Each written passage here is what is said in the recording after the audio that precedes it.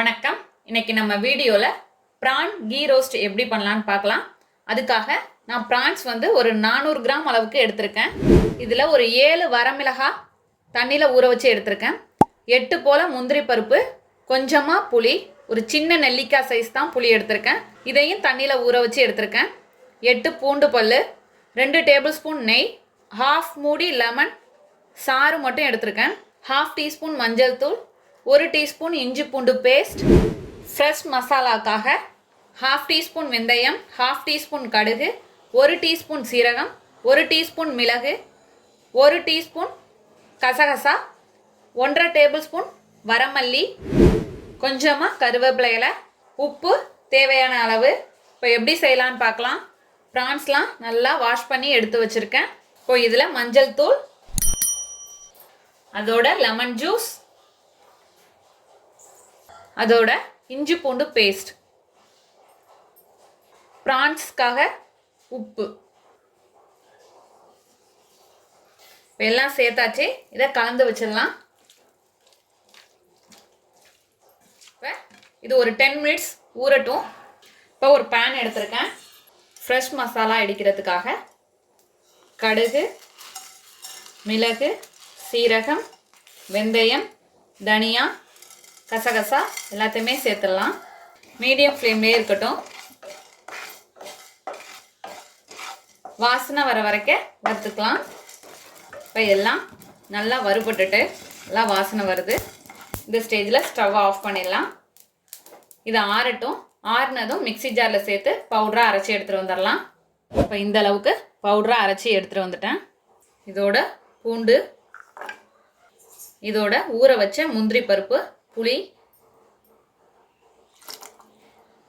ஒரு சின்ன துண்டு வெல்லம்.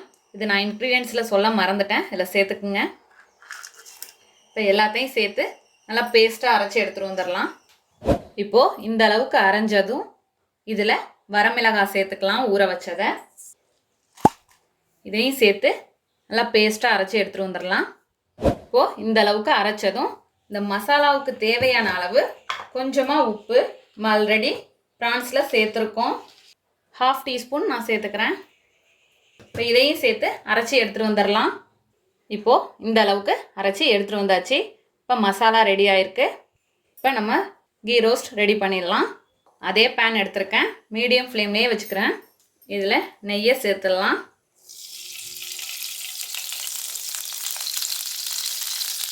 சேர்த்துட்டு அப்படியே ஸ்ப்ரெட் பண்ணிக்கிறேன்.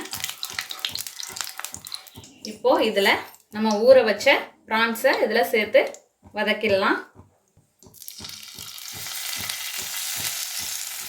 இது அப்படியே வேகட்டும். ஒரு 3 மினிட்ஸ் இந்த ஒரு சைடு வேகணும். அப்புறம் திருப்பி விட்டு ஒரு 3 மினிட்ஸ் வேகட்டும். இப்போது 3 மினிட்ஸ் ஆயிடுச்சு. இதை திருப்பிக்கலாம். இப்போ அதோட தண்ணியெல்லாம் இறங்கி இப்போ இறால் நல்லா வெந்து வந்துடும். இந்த நெய்யிலே நல்லா வேகட்டும். நல்லா கலந்தாச்சு. இப்படியே ஒரு 2 to 3 மினிட்ஸ் வேகட்டும். ப்ரான்ஸ்லாம் நல்லா வெந்து வந்துடுச்சு. இப்போ இதை ஒரு பிளேட்டில் மாற்றிக்கலாம். இப்போ இது போல் ப்ரான்ஸை வதக்கி எடுத்தாச்சு. இப்போ இதே நெய்யில் இப்போ கொஞ்சமாக கருவேப்பிலை,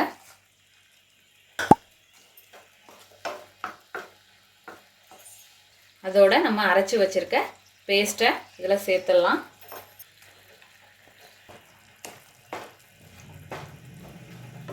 இப்போது இந்த பேஸ்ட்டும் இந்த கருவேப்பிலையும் நல்லா ரோஸ்ட் ஆகட்டும். அந்த நெய்யோட தேவைப்பட்டால் இன்னும் கொஞ்சம் நெய் சேர்த்துக்கலாம். இந்த ஸ்டேஜில் நான் ஒரு 1/2 டேபிள் ஸ்பூன் அளவுக்கு சேர்த்துக்கிறேன். சேர்த்துட்டு நல்லா இது இந்த நெய்யோட ரோஸ்ட் ஆகட்டும். இப்போ இது போல் நல்லா ரோஸ்ட் ஆகிடணும். இந்த அளவுக்கு வந்ததும் இப்போ இதில் நம்ம ப்ரான்ஸை சேர்த்துடலாம். சேர்த்துட்டு நல்லா ரோஸ்ட் பண்ணிக்க வேண்டியதுதான். மீடியம் ஃப்ளேம்லேயே வச்சுக்கலாம். நல்லா ரோஸ்ட் ஆகி வரட்டும். இப்போது ஓரளவு ரோஸ்ட் ஆகி வந்துடுச்சு. இன்னும் நல்லா ரோஸ்ட் ஆகட்டும். வெயிட் பண்ணலாம். மீடியம் ஃப்ளேம்லேயே வச்சுக்கோங்க, கருகிடாமல் எடுங்க. இப்போது ஆல்மோஸ்ட் ரெடி ஆகிட்டு நம்மளோட ப்ரான்ஸ் கீ ரோஸ்ட். கடைசியாக கொஞ்சமாக கொத்தமல்லி தழை போட்டுட்டு ஸ்டவ்வை ஆஃப் பண்ணிட வேண்டியது தான். அவ்வளோதான், நம்மளோட அருமையான அற்புதமான ப்ரான்ஸ் கீ ரோஸ்ட் தயாராகிடுச்சு. இதே போல் நீங்களும் உங்கள் வீட்டில் செஞ்சு பார்த்துட்டு எப்படி வந்துச்சுன்னு கமெண்ட்டில் சொல்லுங்கள். தேங்க்யூ.